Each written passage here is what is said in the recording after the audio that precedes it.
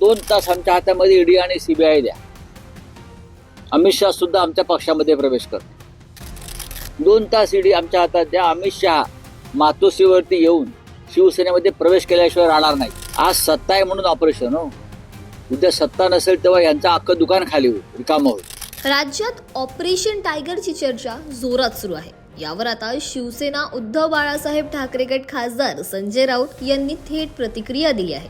ते म्हणाले, आज सत्ता आहे म्हणून ऑपरेशन सुरू आहे, पण उद्या सत्ता गेली की यांची अख्खी दुकान खाली होईल. त्यांनी भाजपला आवाहन देत सांगितलं की फक्त 2 तास ईडी आणि सीबीआय आमच्या हातात द्या. अमित शहा मातोश्रीवर येऊन शिवसेनेत प्रवेश केल्याशिवाय राहणार नाहीत. तसेच सत्तेचा असा दुरुपयोग आम्ही कधीच केला नाही, असेही ते म्हणाले. संजय राऊतांच्या या वक्तव्यावर आता नव्या राजकीय चर्चांना उधाण आले आहे. का उद्धव ठाकरे साहेब काय ऍक्शन मूड मध्ये नव्हते का? कसलं ऑपरेशन टायगर? आज सत्ता आहे म्हणून ऑपरेशन हो. उद्या सत्ता नसेल तेव्हा यांचं अख्खं दुकान खाली होईल, रिकामं होईल.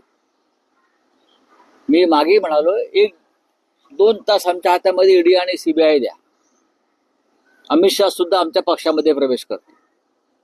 2 तास ईडी आमच्या हातात द्या. अमित शहा मातोश्रीवरती येऊन शिवसेनेमध्ये प्रवेश केल्याशिवाय राहणार नाही. हे आम्हाला काय तुम्ही सांगता हो? महाराष्ट्रामध्ये द्या ना.